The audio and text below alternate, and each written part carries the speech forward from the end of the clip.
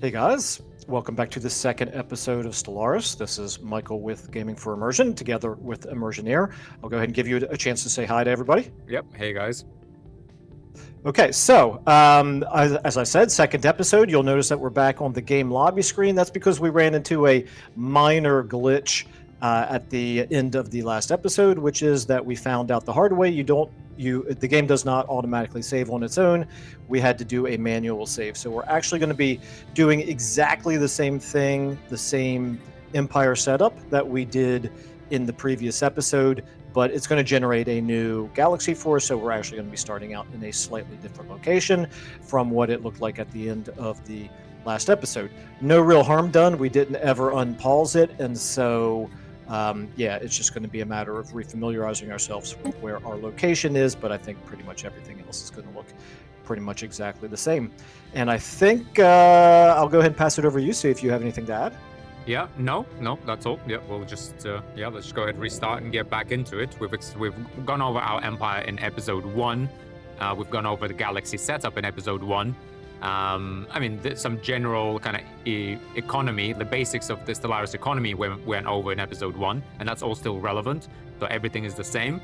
I'm going to go ahead and just start while I talk. So the only difference will be that we're going to spawn in a slightly different place in the galaxy, unfortunately. But minor nuisance, guys. It's really my fault. I forgot to save. I normally play Iron Man single player, so the game just kind of saves itself. Well, and as I mentioned earlier, it was a good time to learn that lesson because really no harm done because we hadn't actually started. And I would encourage anybody who missed that first episode to check it out because there's a lot of really good information in that first episode, certainly for someone like me who's brand new to this game. And I should probably point that out, that this is my first ever campaign playthrough, whatever you call it, for Stellaris, and very much looking forward to getting deeper into this game. Yep, and I guess I've played, guys, for a while. By no means an expert, but I do think I have a solid grasp of pretty much all the mechanics. Maybe some things that have been reworked recently are a little bit new to me, but I have played around with them. And so this is a kind of interactive Let's Learn, since Paradox Games for a while now have allowed the cooperative play, but I've never actually seen anyone do it. But we are controlling the same empire. I guess I'm the host, right? And you're going to join, but I'm pretty sure you can do anything. We'll see how it works exactly in practice. But the idea is that, we just play through a game, and Michael, as a completely new player, as hopefully many people watching this, will ask all sorts of questions that, on average, probably everyone would ask. That's my hope. I hope that I ask somewhat intelligent questions, and I actually have a hopefully somewhat intelligent question already. Obviously, we're starting out now much closer to the center of the galaxy than we were in the last one, and I can see I'm going to reuse the cardinal directions. So what looks like north of us, there is a system called Yultup, and then to the east there's one called Caesar, and then one to the south there's one called Orthama, and somehow we have visibility to those. Yep. So the reason we have visibility to those is you see that little citadel icon on them, right? Yes. Okay. It means that there is apart from empires, Covenant of the Shroud. Yeah, there's different factions. For example, Covenant of the Shroud is a sort of like one station in the system. They don't actually own the system, so you can claim the system, and they will have it in there. And as long as you have good relations, they will give you all sorts of boons. You can destroy them too, but you can see there's 3 of these sort of enclaves, which is basically like a little mini faction, even I would say, because there are bigger factions that owns like one starbase. And there are others. There are sort of scientists. There are salvagers, kind of like these people who just kind of got left behind in this galaxy from when other empires rose and fell. And that's why, because from our origin, we have sort of guaranteed contact with these guys because they've been guiding our civilization as they, from sort of pre-industrial, so Bronze Age, right, on our planet. They've been guiding us, and they've guided us to, faster than light travel now. But so we've been in contact with them, so they kind of revealed themselves to us. So that's why we see those 3 systems. Yeah, that makes sense. And another question in terms of visibility on the galaxy map, we have a red circle around Savazia here. It's not exactly a circle. Yeah. You know what I'm saying. There's a red outline around us.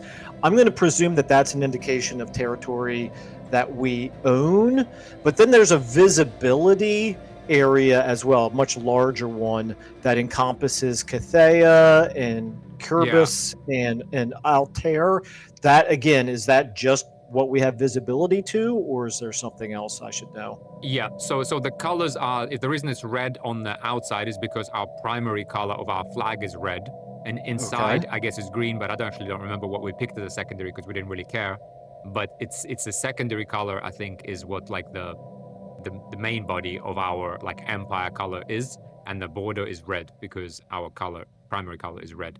So Okay, that's well, that. but you can see in the upper left that both our primary and secondary are red. Yeah, well, then maybe the game just picked some sort of, I guess, color in the middle. Yeah, it doesn't really it kind of picks neutral colors for the fill and like your kind of primary color for the border. So that's that. There is such a thing as sensor range.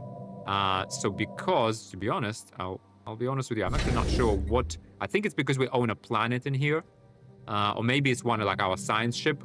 But I think maybe it's even like because we settled this system, we claimed it and we settled it effectively. We have sensor range +1, which means we can actually tell the name, and kind of if you actually kind of E onto that system, you can see what kind of star it is and what kind of planets there are in there. Yes. Yeah. So we can see Cathay is a Class B star. Yeah. So that sort of sensor range, it means 1. So if any enemies or any entities that we don't even know about right now jumped into one of these systems, we would get a notification saying, oh, enemy fleet detected, or some fleet detected, and we would actually see them there. This can be upgraded with tech so that you can actually see further. You could also build stations on like the tip of your empire and then build such a thing as listening post, and it will sort of penetrate further such that you can get an early warning if enemy fleets if people are like amassing fleets.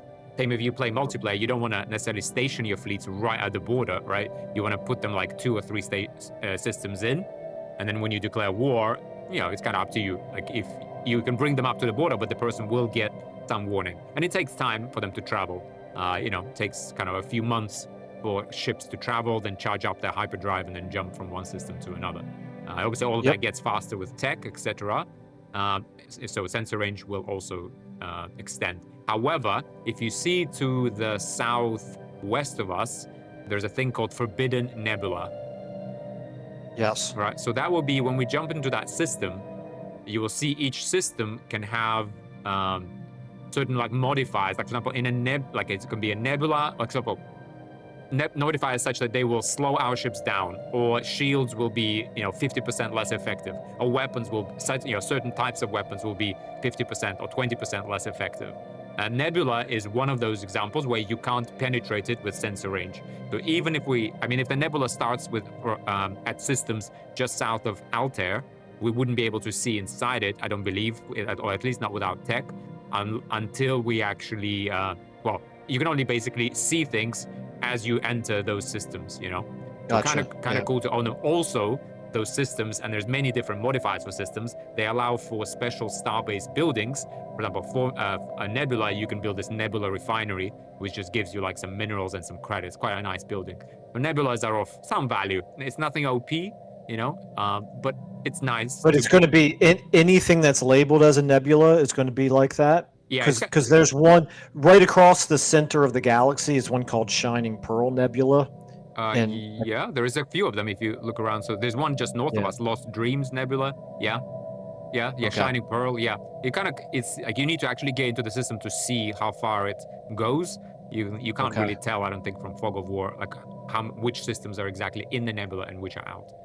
Okay, and west of us we have first contact with Hey Menace. Yeah, so this is so the way you meet new, and there is empires in the galaxy. There are these enclaves like the Shroud Walkers, but there's different types. There are all sorts of just creatures kind of roaming about space. We know nothing about them, right?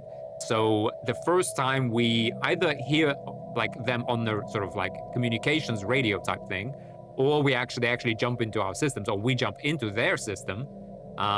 You can first of all set, and we'll talk about that later, set whether you are immediately hostile to them, neutral, or neutral kind of, right? So you can sometimes attack them.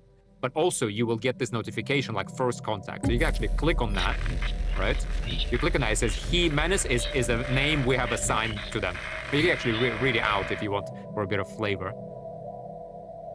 Do you see this? If you click on that sort of... I'm seeing Intel level low Urs Gaba A, so I'm thinking I'm not looking at what you're referring to. Do you see that okay, never mind. Yeah, icon? okay, I got it. Encounter in Urs Gaba. Gotcha. Okay. We have made first contact with mysterious aliens in the Urs Gaba system. For now, we have codenamed them Hey Menace.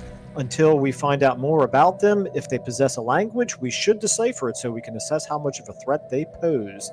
And I've got one option, which is interesting. Yeah, so you see, so it's actually, well, right now we're thinking it's a species, i.e. like it's another empire, and we must have heard their intercepted some, radio signals from them as they sent them to each other, right now, so you see, so it's kind of says stage 2, which I'm not really sure what it's necessarily stage 2, but I think that means basically we should start actually trying to decipher their language.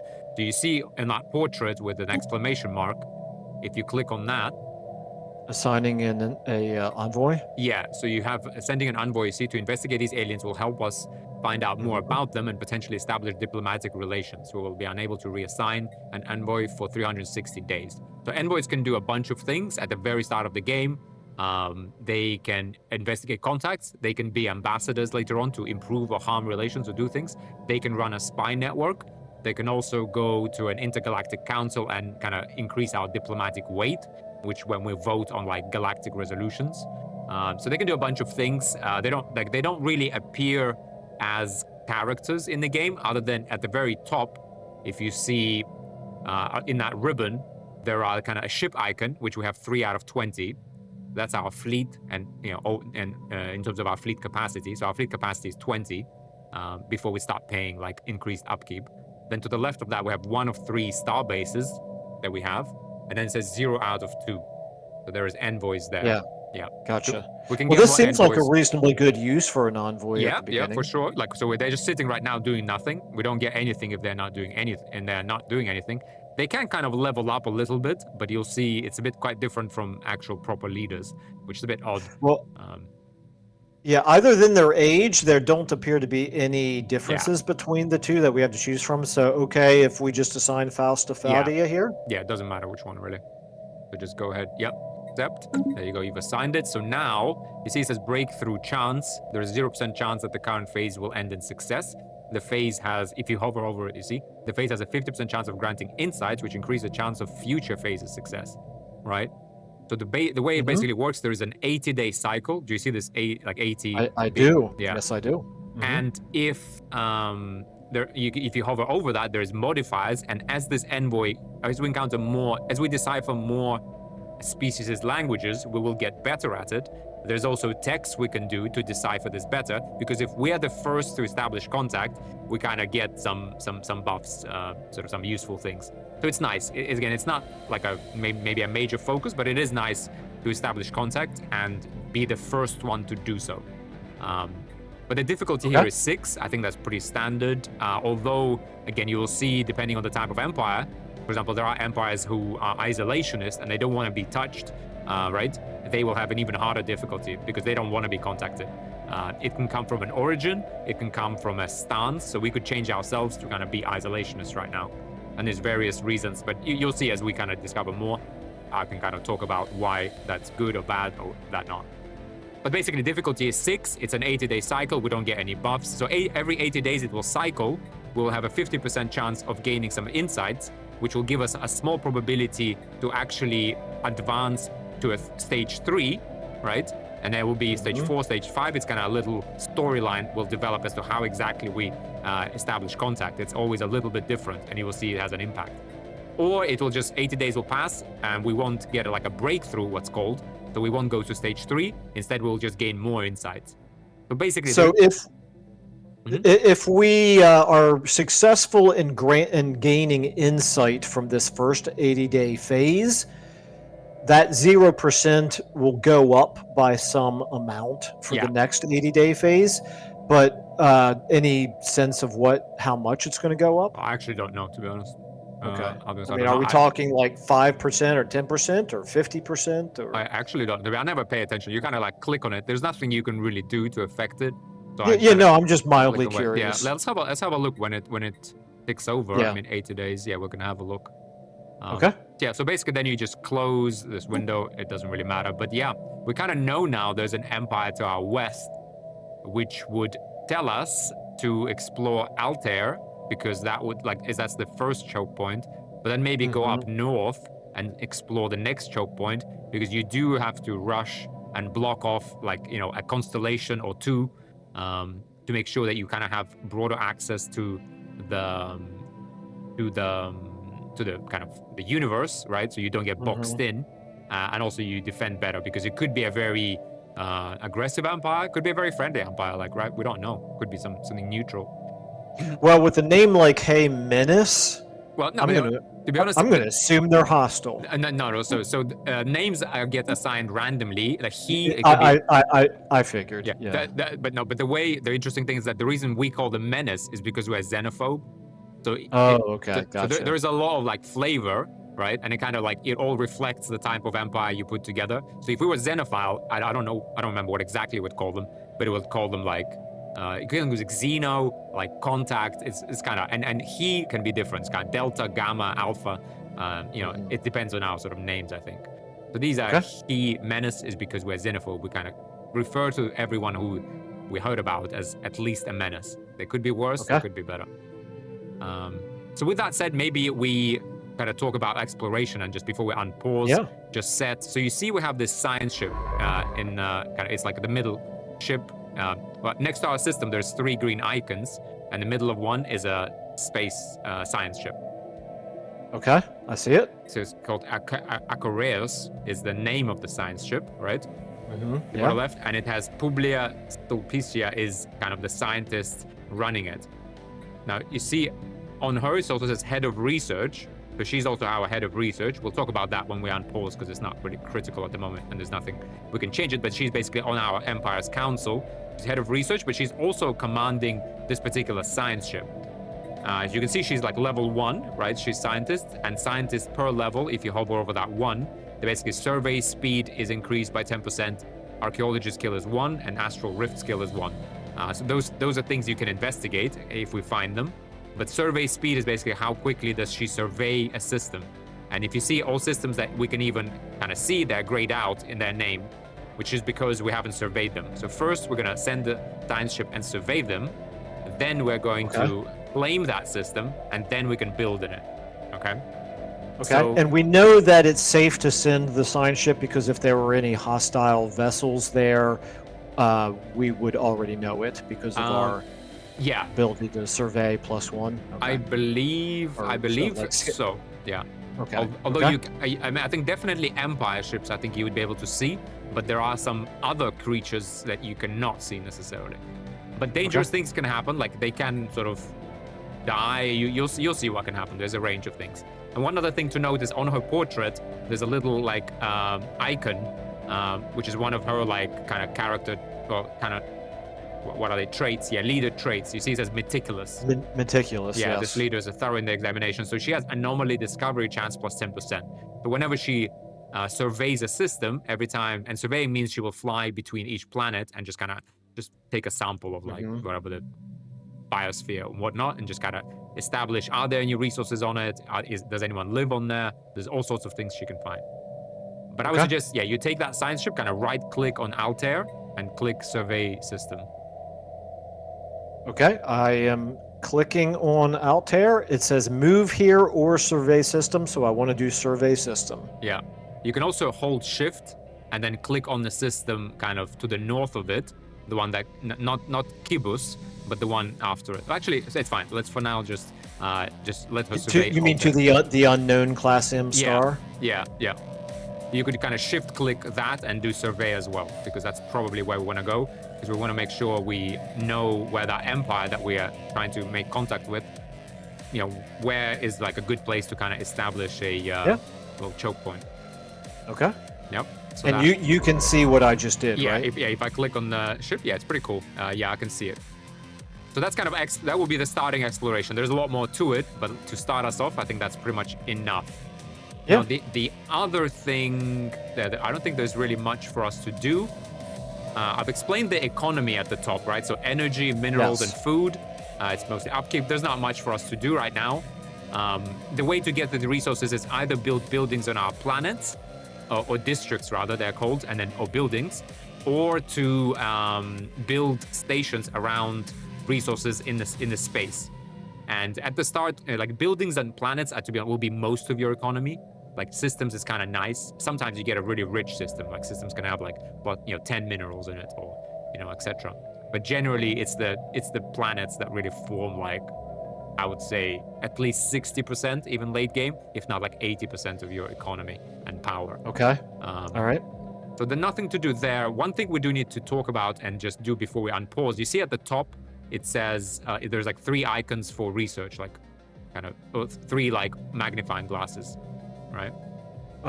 When you say at the top, there's a lot up there at the top. So like to the the Physics Research Society research Yeah. and engineering research. Yeah. Gotcha. Okay. And also on the left-hand side, you see there is a ribbon, and it starts with like beneath our kind of empire name, empire flag, and it says situation log, government, society, and then it says technology. Yes. Yeah. So let's click on technology and have a look at that. Okay. So technology is, you see again, our head of research, you can kind of see the head of research here. Not much kind of to her right now. But broadly speaking, you see there are 3 sets of technologies: physics, society, and engineering. Each one progresses at a separate rate. The rate that we get is based on the researcher jobs on our planet. And we can, if we click on our planet, just for a second, the empire capital, right?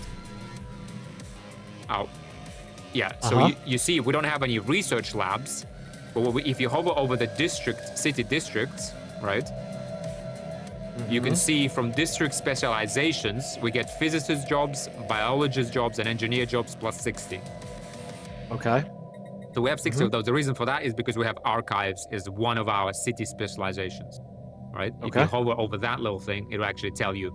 And if we build another like city district, it will then kind of expand everything a little bit, like we talked in the previous episode. You can either build a research lab and like a focused building for research, and we'll probably do that as an opener, but we need to save up minerals. Or you can just build up our city districts, and this is generally a bit of everything. Right, so we'll kind of go over that, but that's where we get our jobs from for now. That's what's kind of important. So going back to our research screen, and that will determine how fast we progress, and you can kind of push into one area or another, and you need to kind of play the game to understand which areas gives you which tech. So if we wanted to fast track physics, let's say, we would select a physics research and then leave society and engineering blank for the time being? No. So you always have something running in each one. You always have all 3 going. Okay, yeah, gotcha. You could get more jobs or certain buildings that skew you towards engineering research or physics research. And again, we'll see that. But for now, for starters, it's probably best to just kind of be an all-rounder because there are useful techs in all trees. But let's go ahead and click on physics research, right? Okay. So you see we have improved deflectors, fusion power, and quantum computing. Yeah. So the way research works in Stellaris is you get 3 options. Those options are random. As you go deeper into the tech tree, there is like more options, so they're kind of a bit more random. You can get technologies that increase your research options. Some empires have fewer research options, but that's kind of what you get. So you can't always just click on exactly what you want. That's why every playthrough, it will be a little bit different. At the start, there aren't that many choices. You're kind of pretty quick. Well, I mean, it takes a long time to research a tech, which is the only time that they will be re-rolled, right? So right now, we're going to have to pick one. We then finish that research, and then we get 3 new to choose from. I think it's possible to get the same one. I'm not sure how that like RNG works exactly, but broadly, or maybe they cycle through completely 3 different ones. So sometimes. So you're saying if we research, let's say, improve deflectors first, when we finish it, it's going to roll 3 completely new ones, or is it going to still give us fusion power and quantum computing plus a randomized 3rd one? Completely new, 3 new ones entirely. Okay. Yeah. So you kind of like sometimes it's like the choice is obvious. Sometimes there's a trade-off. So here, broadly speaking, like improved deflectors is basically better shields for our ships and star bases. So kind of it's effectively for war or for defense. We'll talk about like different types of HP ships have, but basically better shields. I'd say that's not a good one because we're not about to fight anyone. It might be better later. You can even do without this one because you can rely on other protection for your ships. Fusion power is again like a ship module, which gives you more power, which allows you to equip things like improved shields because they consume more power on your ships, or better weapons. Since we don't have any of those techs, we don't really need those. I believe it does also say that this technology will lead to further advancements in several different fields. Yes, so that's another thing. So important. You see that little thing you noticed, which is exactly correct. This tech would, for example, lead to, so right now we only have access to corvettes, which are like very small ships. It would also, for example, lead to destroyers, and it would also lead to other tier 2 techs, whereas some techs are kind of like it's just them. Although improved deflectors, you need those before you get to like advanced deflectors or advanced shields or whatever. So they all kind of lead to better things, but fusion power is one of these techs that unlock like more physics options. It's kind of like it will become clearer, I guess, as we play. But the last one, quantum computing, I'd say this one is a good one because what this does is just actually they've changed it. That's interesting. So what this one does, you see, it says unlocks building, field dynamics center. And if you hover over that one, you can see you can only build one of these per planet. So planet limit is 1. It's kind of like a special building. And what it does is you can see it only gives you physics researchers, right? You see it's physicist jobs plus 200, and any physicist that does produce something, he produces plus 1 physics, right? So any of those physicists that were given to us by the district will also produce more physics, right? And then the physicists turn consumer goods into physics research. They require consumer goods to be upkept. And it says approximate jobs production, without taking account like lots of bonuses that we have, will be about 14 physics for 3 consumer goods. Interesting choice, to be honest, for us. And you can, if you hover over, you can see how long it will take to research each one. I definitely wouldn't go for shield. Fusion power is not a bad one. Yeah, so the 3,900 cost translates to, at our current pace, 259 months. Yeah, which is so very long more time. than 10 years. Yeah. So I would click on that one, to be honest. Yeah, let's go with quantum computing. It's kind of a good all-rounder. Then we click on society. And here, you see, we have 3 options, just like in physics. This is, again, a random roll. And here we have doctrine, space combat. We have 4 choices. Yeah, so 4. So, okay, let's go with that. So 3 is kind of... We have three in green and 1 in purple. 1 in purple. So purple means it's a rare tech, which normally means they are very unlikely to pop up, like much less likely. And there's going to take absolutely forever to research that. Yeah. One. So first of all, these these exist across like physics and that, and you by the end of the game you probably will pop all rare techs at least once. But it's nice to get some of them to pop up earlier. You're kind of lucky, and then you probably want to research that because it's going to give you some nice buff. However, another thing about psionic theory, you see, it's kind of flashing, or kind of like, it's kind of has this blue ribbon over it, right? And that's because it's a guaranteed one. So that's because of our origin. Remember, it actually said there, psionic theory is a guaranteed research option. It says this technology will remain as a valid option until it is researched. Yeah, and for various reasons throughout the game, throughout the quests, or through meeting empires or whatever, you can sometimes also get guaranteed, and this one will always be there. So every time we pick a tech, research it to the end, we get a reroll of 3 new techs plus this one. And there can be like 5 of them for various but there has to be like a situational reason as to why it's guaranteed to us. And there's different reasons for why that is the case. Okay. All right. So psionic theory, it takes 1,000 months, probably not a good to open up with it, but we'll always have it as well, so there's no rush to get it, right? But our other choices here are, so doctrine, space combat. You got fleet command plus 20, so we can have like 40 worth of ships in one fleet. Right now, we can have 40 ships, but they'd have to be split among 2 admirals. So it kind of gives that. It unlocks an edict. We'll talk about edicts a bit later. Kind of nice to have, but we're not necessarily like prepping for war right now, so I'd leave that one out. Off-world trade companies. That gives us off-world trading company, produces trade, and it's a star-based building. Again, we'll talk about those in a bit. It's all right. I wouldn't say it's terribly useful. Ground defense planning, naval capacity from soldier jobs +2, and defense army damage +33. Not to say that we're preparing for defense, but I would probably, of these, pick ground defense planning, because we do already have, or do we? Actually, let me just check if with this origin, if that's the case. No, it's actually not. We don't have any stronghold on our planet, so we actually don't have any soldier jobs on our planet.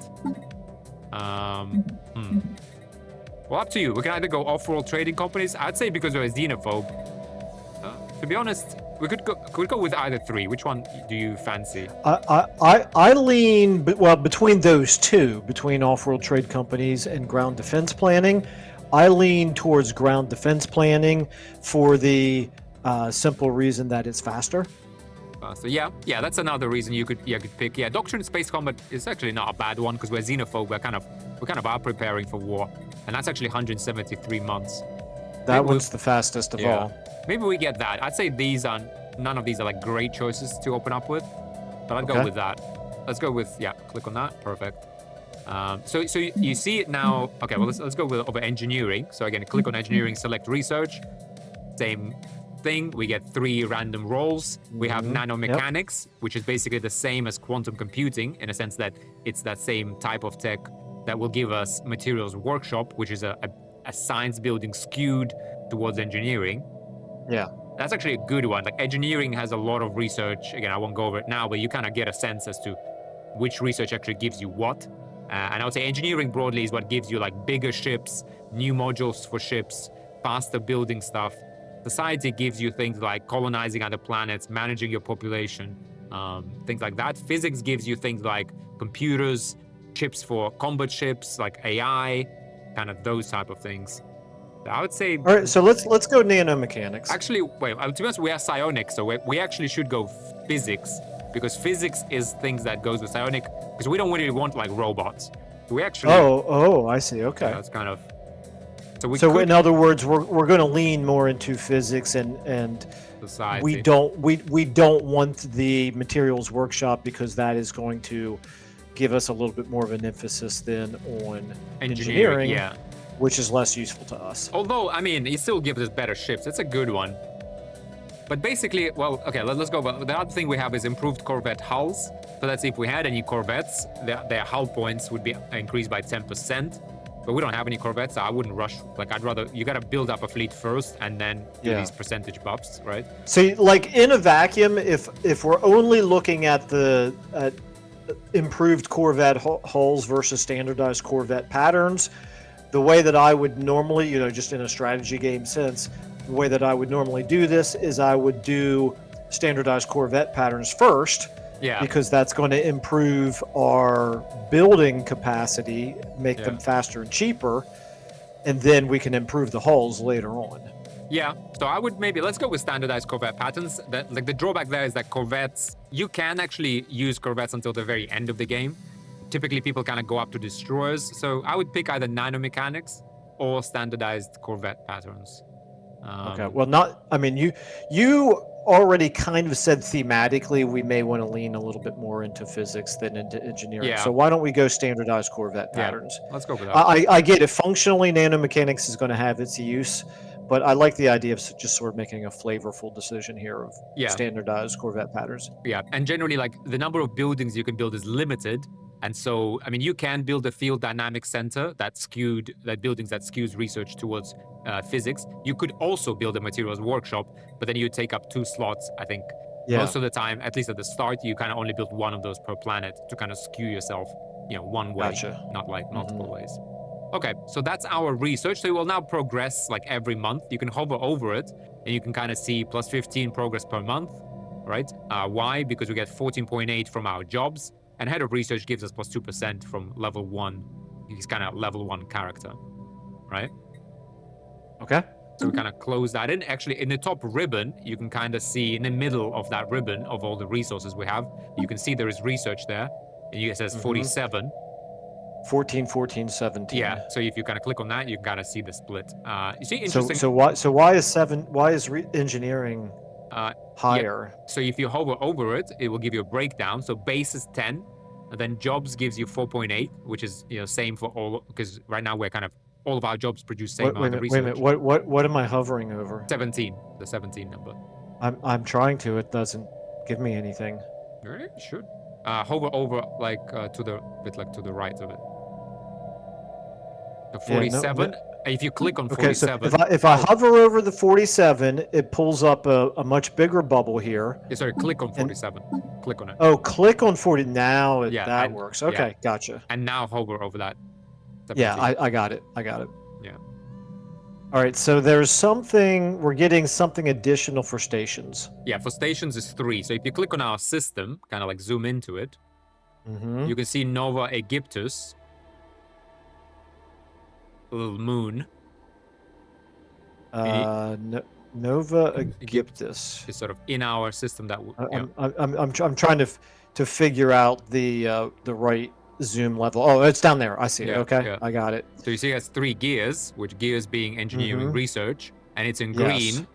So it means we have and you can even see like a little. We have a research station there. The research station. So we get that 3. So just like a job worked by our pop, this one it does cost us, I think, 1 gold, one energy to upkeep this. It says upkeep 1. Yeah, so we kind of trade 1 energy for 3 engineering research. Okay. Yep, and you can see Tritonus, for example, it also has gears 2, just to the east. Yeah, that would give us more engineering. Yeah, but we have to build a station over it. All of these stations in space cost 100 minerals. But if we built it over that, we'd get +2 engineering research.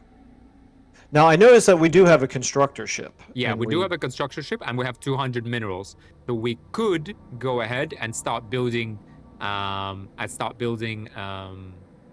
these stations. However, I would say that 2 research isn't really worth it. What is worth it is saving for 400 for a building, because buildings, and we'll explain, I guess, why just when we get onto it. I just want to kind of unpause. But I would save up 400 for a building, basically, to start with. Okay. If we had something that gave us like 5 of something, of like either minerals or even a research, you can get like a really nice moon. It'd probably be worthwhile because you're spending 100 minerals, but you're getting 5 of something from the start. But for like 2s, I wouldn't say it's worth it. Okay. Okay.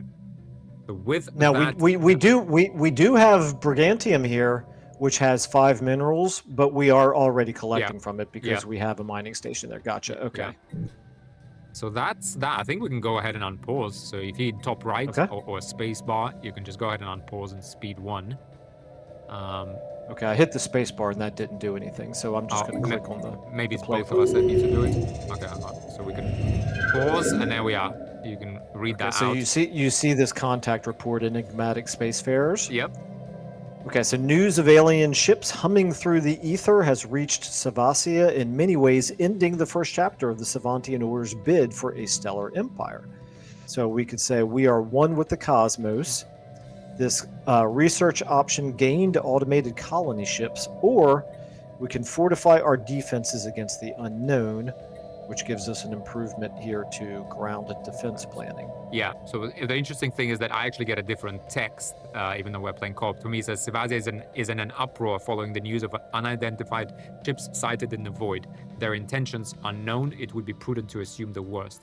Quite interesting things. You will get these are all themed and flavored, both the flavor text around the type of empire. So because we're xenophobe, we're like, you get these news reports that we're probably assuming something bad, know. And then you see these options, so that's obviously depends on what kind of ethics we have, right? But even though you got different flavor text, do you have the same the options? are the same, yeah. So if we get, you see it says research option gained automated colony ships. So that will sharpen society research just like psionic theory. It will then be a guaranteed, it will be an option. Because we made 10% progress to it, it will effectively be like a guaranteed option. So we'll get 3 new society texts later, plus this one will always just kind of hover there, and we can click on it, and it will already be 10% researched because of this event, but we'll always have it as an option. Now, the thing is, we're playing with rare habitable worlds and no guaranteed habitable worlds, so it's possible we will never do a colony. So I would say the value of these is fairly low, because colony development speed, it kind of matters more when you have lots of habitable planets. So from a mechanical perspective, that's not a very useful one, but we can also play, just immersively, thematically, if you want to be fanatic. Well, I certainly think thematically we could very well justify the second option. Yeah, 45-hour defenses. I would agree, like, because of Xenophobe. So you see ground defense planning. I already forgot, to be honest, what we picked. Yeah, it's not the option we picked, but remember it was one of the 3 options. It was the one that we didn't pick. Oh, that's interesting. So you selected an option, and now it tells me that I need to also click it. That's really cool. Oh, yeah. Okay. So I kind of see that you picked it. But yeah, let's go with that. That will basically give us 15% progress to that. Although what's very interesting, this event has already been selected. Selecting this option will not trigger its effect again. Oh, that's interesting. So you actually have like selected it for both of us. Okay, well, basically I will click on it. Yeah. So now you'll see when society research finishes, basically that tech ground defense planning will have 15% progress. All right. And again, this changes like every time, depending on your empire and who you encounter and when and whatnot. So let's go ahead and unpause again, right? Okay. I am... Oh, it looks like you unpausing it works for both of us. And this is me pausing it, right? Let me see if I unpause it. Let me see if it unpauses for you. Yeah, do it. No. Did that unpause for you? No, that's paused. It looks like you have master control over Try pausing over it the now. speed. I tried pausing it. Oh, really? So you can't pause it? That's it. You can't Apparently pause not. I cannot. No, Now it's paused. Okay. That's okay. Maybe we should have done that. You had the master. No, it's fine. We're going to be talking, communicating about everything anyway. Yeah. But in any case, you see that our science ship now went. You see, and Altair, it gave. Has it reached? Yeah, you see, it just jumped over. Yep. Okay. Yeah, I see. I had to zoom back out to the galaxy. Okay. Yeah, so it kind of travels to the edge of the system, then charges up its hyperdrive, which you can upgrade those to do that faster. But you can. Is there some type of a status that we know how far into the surveying it is? If you select it, it will say surveying Altair 6A. You see, if you select the ship on like this galaxy view, you'll see in bottom left there's like surveying Altair. Yep. 6A, Okay. and there's Yeah, it's going up right now. Okay. Yeah, and it's got 20 orders. So some systems have very few things inside it. But if you click on Altair, you can actually see everything. If you kind of zoom into it, you can even follow like our ship. I'm watching it moving around inside the system right now. So you can kind of like, but once you play Stellaris for a bit, like no one really, I think, sits and watches. Although like, the game is actually quite beautiful, like for what it is. Like these systems, they look pretty cool. Like fleet battles look pretty cool, and you'll zoom in on those. Other than that, though, you spend most of your time in the galaxy. But you see, basically, it's going to go around in the most like effective, efficient way that it thinks, and survey each one, and only then can we can actually go in and get it. Can you pause? Yep. So let's pause and let's see what popped up. Yeah, I was just going to mention, by the way, I used to do that with Sins of a Solar Empire. I would zoom in and just watch the space battles because it was so gorgeous. So anyway, so we have traditions available now. We have enough unity to adopt a new tradition. Indeed. So first, let's talk about unity. So you see where it has food in top left, right? You see there is a 311 unity plus 34. Yes. Right. So if you hover over that, that gives you unity is a bit like technology, or a bit if you ever played Civ. What one was it? Civ 6. Right, because no one really plays Civ 7, right? Let's not even talk about that. But Civ 6, at least, right? I don't own Civ 7. It's possibly the first Civ game that I never bothered to buy. It just doesn't. Yeah, don't bother. I didn't even buy it. But basically, there is like culture tech, and there's like tech, and then there is like culture, right? So here we have technology that we just talked about, but you also have unity, and it says here, unity reflects a society's collective resolve and ideological strength. It embodies the shared purpose that binds the people together, guiding their institutions and governance. So this is like nationalism. It's like a resource, basically. You get it from jobs and a few other places. And once you collect enough, you can unlock a tradition which kind of defines you as an empire. So right now we've collected enough for the first thing. So if you click on those two masks, right? Click on those, and you get this screen where traditions, right? So you see, yep. and you can see seven empty slots here. Exactly, 7. So 7 is all you're gonna get. You can't get any more. Although I'm thinking that maybe you can get an 8th, but I think 7 is basically predominantly you'll be dealing with 7. You can see there's like a select button on each one. We'll talk about that later. So you got to select a tree first, then you progress through that tree. Once you complete that tree, you get an ascension perk. You see on the right, there's like, you can get 8 ascension perks. Yeah, that's why. You get 7 tradition trees, but with when you complete all of those, you get 2 ascension perks at the very end. But normally you complete 1 tree, you get an ascension perk. Ascension perk is another like, defining characteristic of your empire. But again, we'll get to it. So right now we need to just click select on any of those. They're all the same. So all the 7 slots are exactly the same. And if you click on select, you'll see there's traditions, right? Each tradition, you can adopt it. That's one choice you make. And then inside it, they all have 5 like additional choices that you go through. Like you don't have to complete them, but typically you should, because it's going to give you an ascension perk at the end, right? Okay. You can see there is adaptability, aptitude, archivism, right? Diplomacy. It kind of defines your little empire. Going all the way down, well, at the very end we have psionics, right? So that one is an ascension sort of like tradition. We're locked into it. Other empires, if anyone follows this tutorial and they created their own empire, you'll have like cybernetics there, you will have biologics there, and typically you have access to all 3, as well as psionics. Whereas we only have psionics as an ascension path. Okay, psionics and politics appear to be unselectable, and also domestication. Yeah, so if you hover over that adopt button at the bottom of psionics, and archivism as well. Yeah. Okay. So at the bottom of psionics, let's say, it will say has psionic theory technology. Yeah. Right, which we don't. So in other words, it's dimmed out because we either automatically have it or we just flat out can't select it. Yeah, we can't select it. Whereas if you hover over politics, so it's either we don't have the tech, or if you hover over politics, it says the galactic community has been formed is a condition.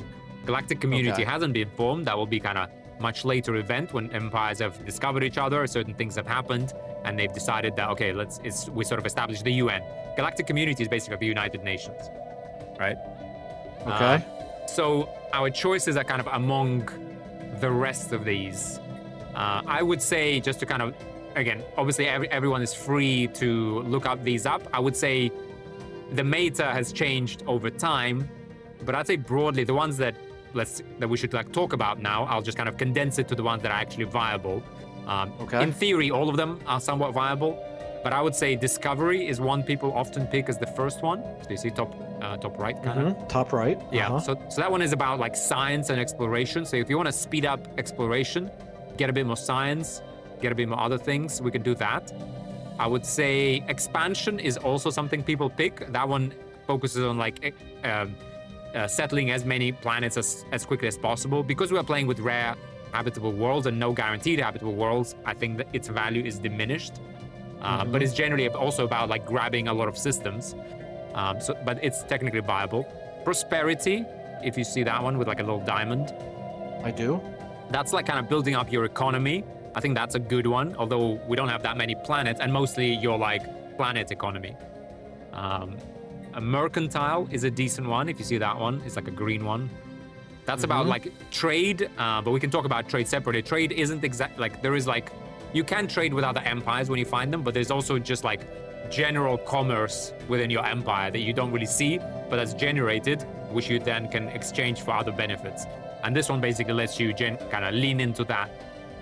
Okay. There's also supremacy at the very bottom. That's like kind of building up a fleet very quickly to defend yourself. It's a decent one. Unyielding next to it is a good one to like build up defensive star bases and kind of turtle up. Okay. So among these, not to like take up too much time, I would say for us right now, could go with discovery. Could go with prosperity, I feel like. Again, I'm I was going to say, if normally in a game like this, my instincts are to lean into something like prosperity to try to, build up your infrastructure, make sure that you're going to be able to afford what you need down the road. However, obviously, discovery does seem like a pretty important one early in a game like this as well. Yeah. So I would suggest we pick discovery, and then I'll tell you why, because we're gonna go like kind of a little bit into that tree, and then but we won't complete it necessarily, which is also okay, and I'll explain why. And then we can then dip with the next unity we have. We can dip into prosperity as well, and again I'll explain why. But let's say you hover over discovery and just have a look what it actually gives you, right? So you see our curiosity. So we'll choose from either to boldly go or science division right away. Even before that, if you just hover over discovery, it will say adoption effect. So just by adopting it, because that's I see. Okay, gotcha. Adopting it is already like a choice.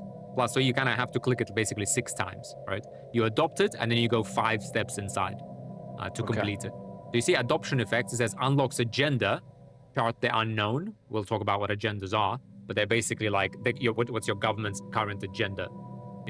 It unlocks an edict, map the stars. We'll talk about what edicts are in a second, probably, especially if we pick this one. Then it gives us anomaly research speed increased by 20%. We haven't encountered any anomalies, but when we do, it will make sense. But that's basically something a scientist can do other than surveying a system. He might find an anomaly, and we need to research it for different benefits. And it says kind of finisher effect will be adopting all discovery tradition will grant us research speed plus 10%. So any job that produces 1 research will produce 1.1, right? It will also grant us access to the Research Cooperative Federation type. Again, we'll talk about federations much later. And it will give us 1 Ascension perk, unlock 1. So I would suggest we adopt this because... The Conclave is prepared to convene. Do you get the psionics voice, or do you get your just normal voice? I can't distinguish between the two yet. Well, it sounded like a normal voice to me. Okay, so maybe that's a shame. Well, you'll see in my video that like what psionics voice sounds. But yeah, but basically, I'll say we picked that. Again, I gotta want to kind of. When I picked it, because I already picked it, did that pick it for you as well, or do you have to confirm? No, it actually picked it for me. Yeah. Okay, gotcha. So with that said, that was a bit of a test. Yeah, that's fine. That's fine. So let's talk about edict. The only thing that's relevant right now from the adoption, like what did we actually get for that? It's unlocked an edict, map the stars for us. Let's close out of that, and let's go on the left ribbon. Do you see government is like the second thing? I do. Yeah, so let's click on government. We're gonna skip council for now, and we're gonna go to, at the bottom, you see there's like a ribbon. It says policies and edict. Yep, okay. Right? And on the left-hand side, there are policies, which we'll also ignore for the moment. But on the right, you see there are edicts, right? So what is an edict? You see it says 0 out of 20, right? So it's kind of, it's related to unity, right? So edicts are basically like, executive orders by your government who like focus on a specific thing. Like I guess a president's executive order in US, something like that, right? And what it says, this edict fund, like you saw that kind of referenced in different places. If we hover over ours, we have 20 edict fund. What that means is that we can issue edicts up to 20 value for free.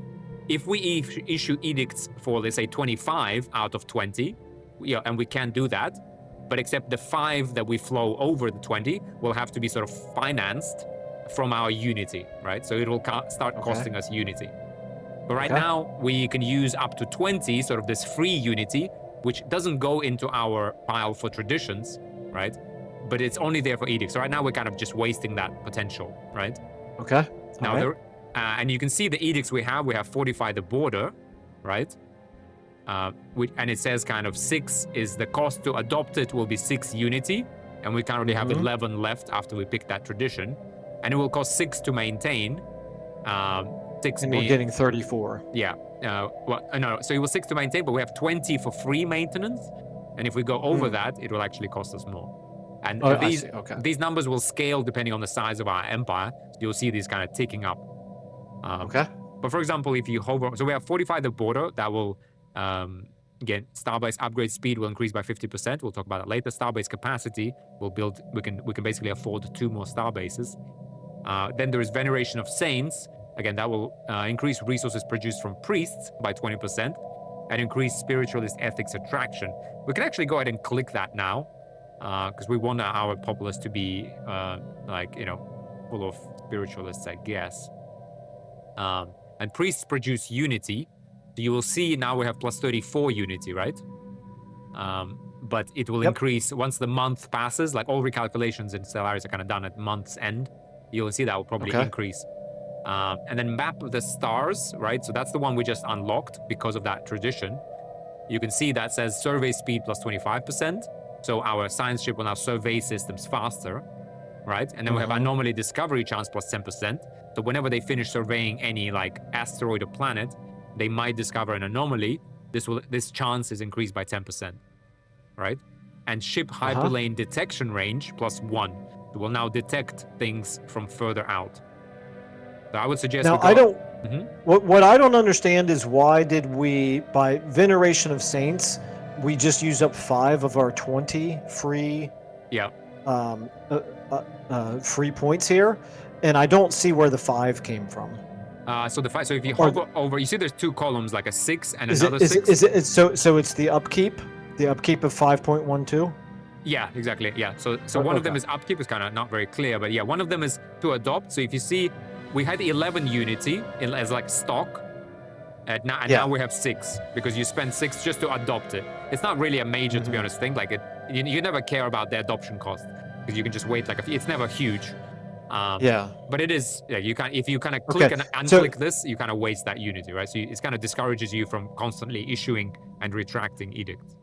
I see. Okay. So, but if we wanted to go ahead and select map the stars as well, we have enough to go ahead and adopt it right now, and we would still be within our 20 free. Okay. Yeah. All right. So I'll go ahead and click that. Yeah. But interestingly, if you hover over the upkeep, you see because we have Fanatic Spiritualist, remember, right? We get reduced edict upkeep minus 20%. Yeah. And because our empire size is very small right now, we also get a bit of a discount. And if you hover over the 20, you can see the base that you have for edicts is 10, and our ruler gives us plus another 10. And that's from his level 1, I believe. You see when we pick that spiritualist ethic, one of the ways it kind of manifests itself, one of the many different ways, is that we kind of like, first of all, it gives us the ability to issue a Veneration of Saints edict, right? It's like a special edict that only Spiritualist has, but it also lets us upkeep these for less, i.e. like, we're good at issuing edicts. So if you're an imperial government, you're also better at issuing edicts. And it's kind of one ways you can make yourself stronger because you will, you might get a bit less tech, but you could play around edicts, very powerful edicts. Yeah. Makes sense. Let's go ahead and close that. So that's basically what we got. So let's go ahead and just unpause. I just want to keep the time kind of ticking.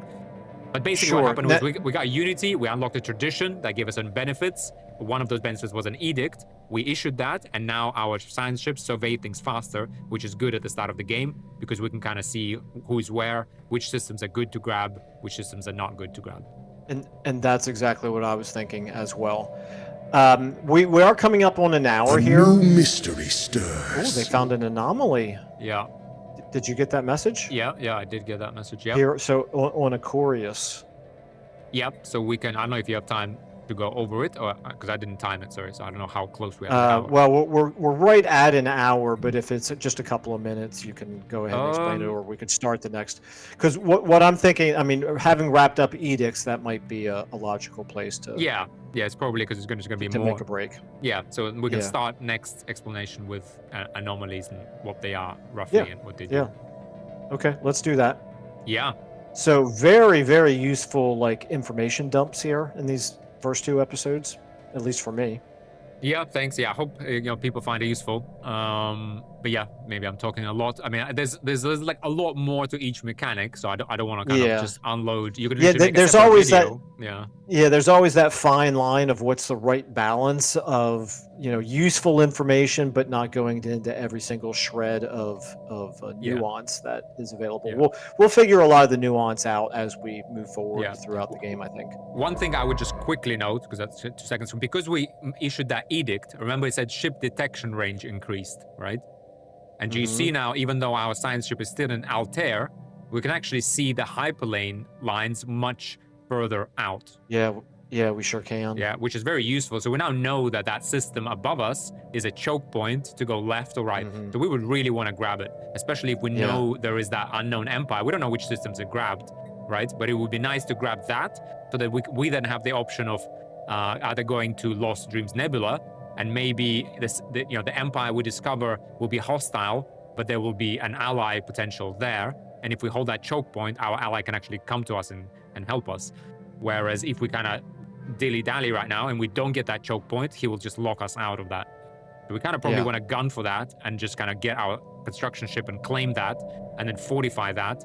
And then again, if we build a starbase there, we get a listening post, we'd be able to listen on like both constellations as well. So those are kind of like the benefits that you get. So it's for that discovery tradition and therefore that edict.